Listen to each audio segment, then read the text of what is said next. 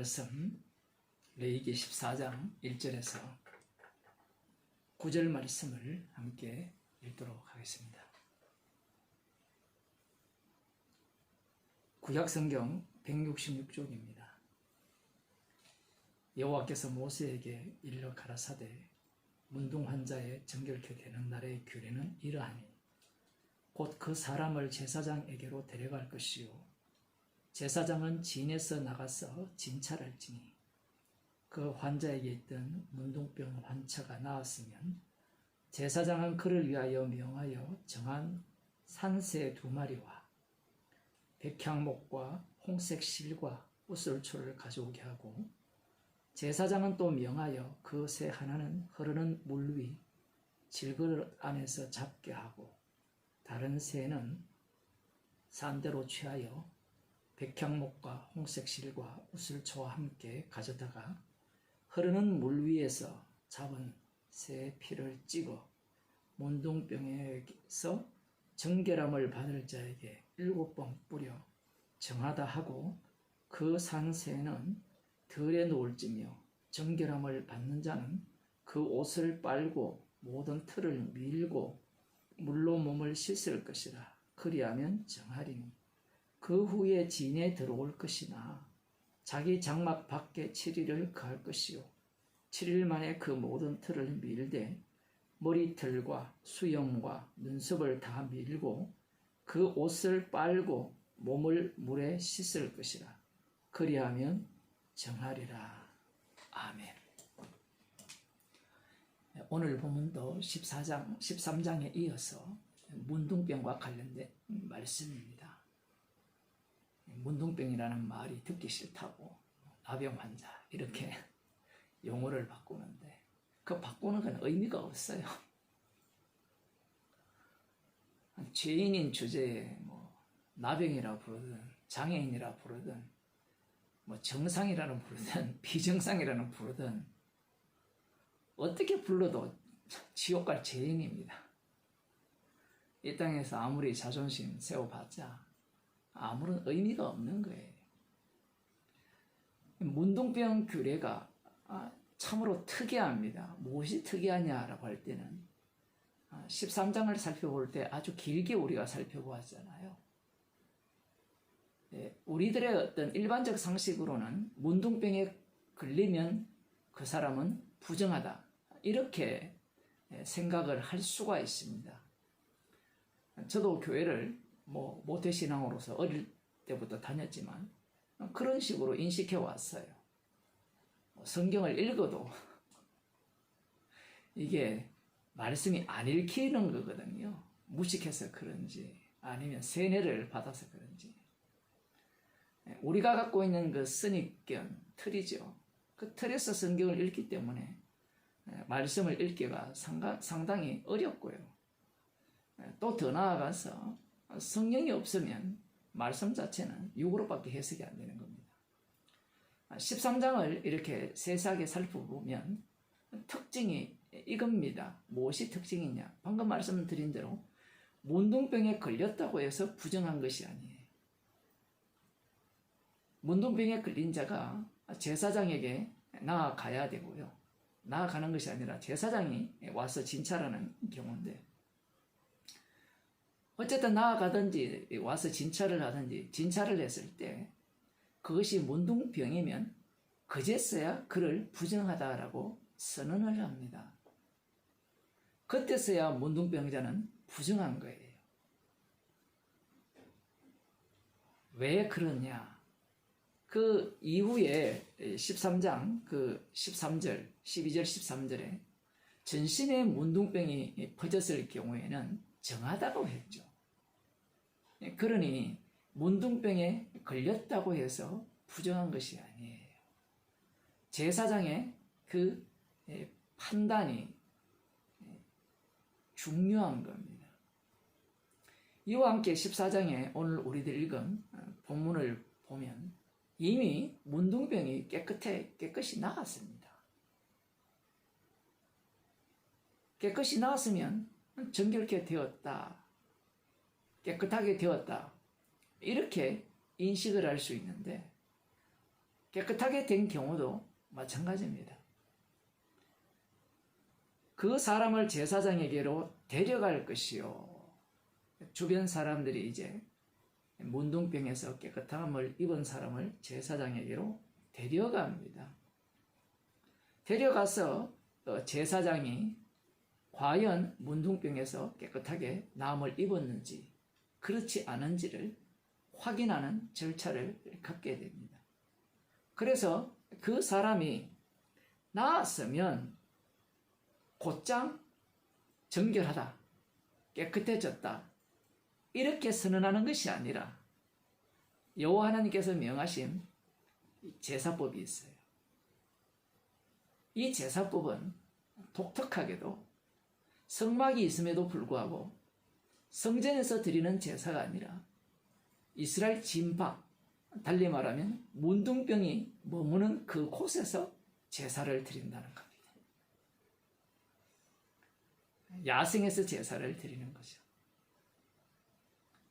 이 말씀 안에도 한참 말씀을 드려야 되지만 이러한 어떤 말씀들을 보게 되면 하나님께서 성막에서만 죄를 용서한다, 속죄 제사를 드려라 이렇게 명하셨지만 그러한 것들이 나답과 아비후가 속죄제와 번제를 드렸음에도 불구하고 죄를 범함으로 죽임을 당했듯이 이 과정 자체를 통하여서 이스라엘 백성들을 굉장히 혼란스럽게 하면서 오늘날 우리들이 보기에는 별반 어려움은 없지만 이미 예수님께서 십자가로 이루실 그 내막을 앞서 보여주시면서 이렇게 말씀하고 계시는 겁니다.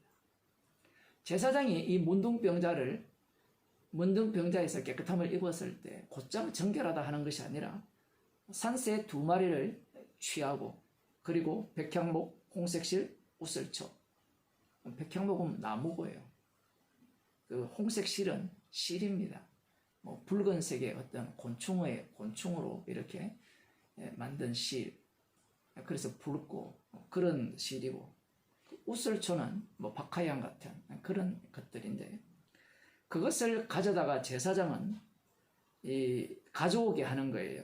여기에 보면 그 문둥병에서 깨끗함을 입은 자에게 그것을 가져오라고 하고 그리고 그 사람에게 흐르는 물 위에 질그릇을 담아가지고 그 안에서 피 흘려 잡으라고 합니다.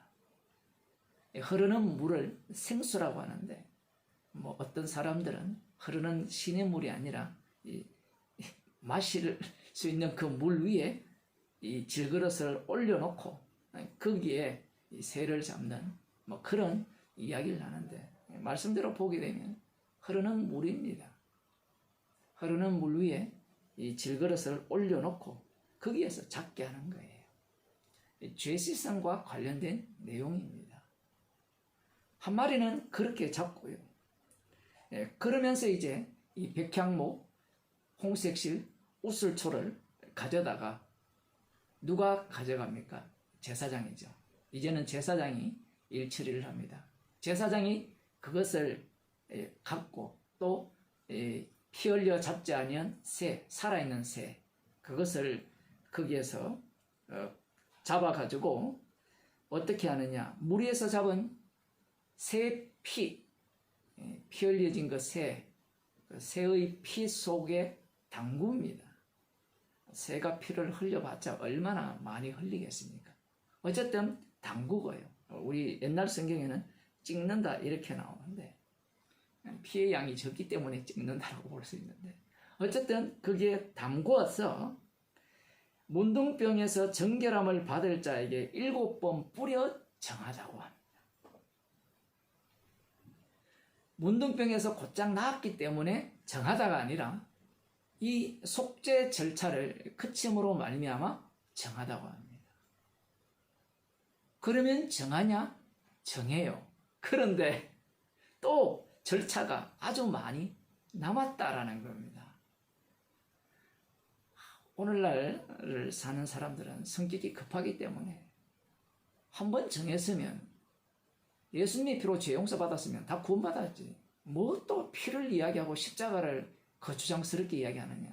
십자가를 이야기하는 사람들은 이 십자가의 그 완전성, 예수님이 대제사장으로서 영원한 그 속죄 제사를 드린 것을 부정하는 자다, 이렇게 공격을 하거든요. 아마 이 레위기 14장을 읽으면서도 그런 사람들은 짜증을 낼 겁니다. 한번 정하게 했으면 정하지, 뭐 또 정하게 하고 또 정하게 하느냐. 나중에 보면 이제 성막에 가서 속죄 제사를 또 따로 드려야 되거든요. 그들의 관심이 어디에 있느냐라고 할 때는 자기 구원이죠. 이 문둥병을 통하여서 하나님께서는 하시고자 하는 말씀이 있는 거예요. 그래서 7번 뿌려 정하다 한 이후에, 그러면서 산새는 들에 놓아야, 정결함을 놓아야 돼요. 정하다 있으면 끝이 아니고 정하다 하고 살아있는 새는 놓아줍니다. 그 피를 머금은 채로 날아가죠. 문둥병자가 대신 죽은 그 피 흘림을 통하여서 죄가 용서되어서 정하게 되었고 자유롭게 되었다, 이렇게 지금 말씀하고 있는 겁니다. 그런데 이게 끝이 아니라 정결함을 받은 자는 옷을 빨아야 되고요, 온몸의 털이란 털은 다 밀어야 되고, 그리고 몸을 물로 씻어야 합니다. 그래야 정합니다. 우리가 볼 때는 이거 한꺼번에 해야 완료성을 갖고 정하다, 이렇게 생각을 하는데 아니에요. 지금 계속해서 정하다라는 말씀을 계속하세요. 이것을 통하여서 이 문둥병자가 보여주는 증거하는 일이 따로 있다는 것을 말씀하는 겁니다. 그리고 그러면 곧장 진에 들어가서 자기 장막으로 돌아갈 수 있느냐? 또 아니에요. 진으로는 들어갑니다. 그래서 진 밖에서 진 안으로 들어갈 수 있는 자격 요건을 갖추는 거예요. 그럼 더 갖추기 위해서 뭘 해야 되느냐? 이런 이야기가 아니에요, 지금. 그 다음 7일 동안 이 장막 밖에서, 자기 집 밖에서 머물다가 다시 온몸의 털을 밀고, 그 다음 옷을 빨고 몸을 물에 씻고, 그리하면 정하다라는 거예요. 정하고 앞으로 계속 나옵니다. 아니, 이미 문둥병에서 깨끗함을 입었으면 됐지 않아요. 그럼 정한 거잖아요. 그런데 왜 이렇게 말씀하시는가? 이유입니다. 인간들의 관심은요, 문둥병에 걸렸으면 어디에 관심을 둘까요? 문둥병 낫는 것에 관심을 두겠죠. 집 밖에서 홀로 거하다가 문둥병이 나왔다면 빨리 자기의 형제나 가족이나 자녀들이 있는 곳으로 들어가고 싶을 거 아닙니까? 주님은 그것이 목적이 아니라는 거예요. 누가복음 17장을 한번 보면 어떤 내용이 나오는가 하면, 예수님께서 예루살렘으로 올라가시면서 사마리아와 갈릴리 사이를 지나가는데 한 촌을 지나게 되었을 때 문둥병자 10명이 예수님을 만나서 멀리 서서 소리를 지릅니다. 예수 선생님이여, 우리를 긍휼히 여기소서. 예수님에 대한 소문을 이들이 들었기 때문에 그렇죠. 이들의 소원이 무엇일까요? 레위기 13장 14장을 알고 있을 거 아닙니까? 사마리아 사람들이나 남유다 사람이나 다 알아요. 문둥병자라면 더 유심히 보겠죠. 그렇지 않습니까? 코로나 안 걸린 사람은 코로나의 어떤 증상이라든가 이런 것들에 관심조차도 없어요. 근데 혹시 아닐까 싶은 사람은 온갖 뉴스를 다 들여다보죠. 정치에 관심 있는 사람은 온갖 정치를 다 듣잖아요. 관심이 없는 사람은 보지도 않습니다. 문둥병자이기 때문에 레위기 13장 14장을 너무나 잘 알고 있고요. 자신들은 언젠가는 이 몸의 깨끗함을 입을 날을 고대하고 있는 겁니다. 그런데 예수님께서 병자를 고치시고 뭐 놀라운 일을, 기적을 행하신다 하고 메시아라는 그러한 소문이 들리니까 소리를 지르는 겁니다. 예수 선생이여, 우리를 불쌍히 여기소서. 예수님께서 보시고 이렇게 말씀합니다. 가서 제사장들에게 너희 몸을 보이라, 이렇게 명하셨어요. 이게 지금 말이 안 되는 말씀이죠. 무엇이 말이 안 되느냐? 레위기 14장에 보면 문둥병에서 깨끗함을 입었을 때 제사장에게 가서, 지가 가는 게 아니고 데려가라 했잖아요. 데려가서 몸을 보이고 그 율법의 규례대로 행하라고 예수님께서 말씀을 하셔야 되는데, 문둥병이 낫지도 않았는데 제사장에게 가서 네 몸을 보이고 이렇게 말씀을 하셨어요. 누가 보면서는 규례대로 하라 이런 말씀은 조차도 없습니다. 이런 말씀을 보면 예수님께서 행하시는 이 일들이 율법의 완성이냐라고 할 때는 맞지가 않아요. 오히려 이 레위기 14장에 나오는 그 절차를 완전히 깨어버립니다. 그 모든 말씀의 절차를 깨어버리면서 예수님 자신을 소개하는 레위기 13장, 14장 말씀임을 알려주고 계신 거예요. 이 10명이 가는 중에, 제사장에게 가는 중에 깨끗함을 입었어요. 그러면 율법대로라면 어떻게 해야 되죠? 율법대로라면 깨끗함을 입었으면 예수님의 말씀대로 제사장에게 가서 몸을 보이고, 그리고 절차대로 산새 2마리를 차여서 한 마리는 흐르는 물에 잡아서 피를 흘리고, 산새는 어떻게 그 피를 담궈서 날려주고 7번 뿌려서 정하다 하고, 그 절차를 진행해야 되는데, 이 재밌는 것은 10명이 두 갈래로 나눠지는데 9명은 지갈 길을 갔어요. 제사장에 갔다는 말씀이 없습니다. 제사장에 가는 것은 형식적인 요소일 뿐이에요. 이미 율법 자체가 무너진 시대입니다. 그들의 소원은 딱 한 가지입니다. 문둥병에서 깨끗함을 입는 것. 그래서 나았으니까 됐잖아요. 더 이상 예수님과 관계 맺을 이유가 없잖아요. 오늘날 교인들 같아요. 십자가의 피로 죄 용서 받았으니까 십자가와 거리두기 하는 겁니다. 딱 그런 짓을 하고 있는 거예요. 자기들의 소망을 이루었으니까 예수님께 돌아가기는 그냥 가지 않습니다. 물론 그들이 제사장에게 간다 하더라도 그건 엉터리예요. 주님께서 그렇게 조치를 하신 겁니다. 그 중에 한 사람인 이방인 사마리아 사람, 유대인들 입장에서는 이방인들이죠. 지옥 갈 자들입니다. 한 사람이 하나님께 영광을 돌리면서 예수님께 와서 발 앞에 이렇게 엎드리면서 사례합니다. 너무 감사합니다 라고 이렇게 감사를 하죠. 여기에 예수님께서 이렇게 말씀합니다. 10사람이 다 깨끗함을 받지 아니하였느냐? 그 9은 어디 있느냐? 이 이방인 외에는 하나님께 영광을 돌리러 돌아온 자가 없느냐? 이렇게 하시고 그에게 이르시되 일어나 가라. 내 믿음이 너를 구원하였느니라. 오늘 우리들 읽은 레위기 14장 본문과 이 누가복음 17장을 연결해 보면 인간들은 율법대로 예수님이 행해야 된다고 주장을 할 거고, 그 자체를 먼저 예수님이 무너뜨립니다. 무너뜨리면서 모든 율법을 예수님 몸으로 쏟아 부어버려요. 쏟아 부어버리면 예수님의 죽으심이 드러나게 되는 겁니다. 이 문둥병자를 통하여서 예수님이 죄 용서하는 분, 구원하는 분임을 소개하고 있죠. 구원하는 분이라 이렇게 얘기하면 이해가 안 되는데, 구원은 십자가에서만 나오거든요. 그러면 구원이 있다는 것은 무엇이 있다는 겁니까? 9명처럼 심판이 있다는 거예요.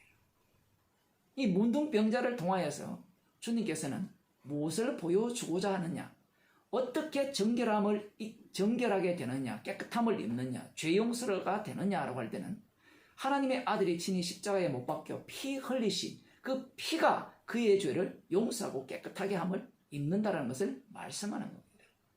그 피의 혜택을 입은 자는 구원을 얻지만 그 피의 혜택을 입지 못한 자들은 9명처럼 십자가로 돌아오는 것이 아니라, 예수님께 돌아오는 것이 아니라 자기의 기쁨과 행복과 영생을 찾아 자기 갈 길을 가는 겁니다.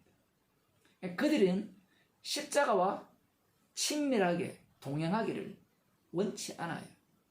이 말하면 좀 이상하지만 주님과 동행하기를 원치 않아요. 십자가 안에 머물기를 원치 않아요. 가능한 빨리 십자가 밖으로 나가고 싶은 겁니다. 그런 자들이 바로 긍휼함을 입지 못한 자들입니다. 그러나 성도는 십자가의 피를 증거하기 위해서 인생을 살아가는 거예요. 그래서 그 형편이 다 다르죠. 모습이 다 다르고요. 다 달라도 십자가의 피를 자랑하라고 날마다 우리들을 주님께서 죄인 만드시는 겁니다. 기도하시겠습니다. 하나님 아버지, 문둥병에 걸렸기 때문에 억울하다 생각할 수 있지만 십자가의 피를 증거케 하기 위해서 문둥병에 걸리게 하시고 십자가이신 예수님이 심판주 되시고 구원자 되심을 증거하기 위해서 문둥병으로 살아가게 하심을 감사한 문둥병자처럼 우리들도 어떠한 형편과 상황에 처하든 간에 십자가의 피 공로만을 자랑케 하기 위해서 그러한 상황과 형편으로 내모심을 감사하는 주의 백성이 되게 하여 주옵소서. 예수님 이름으로 기도드리옵나이다. 아멘.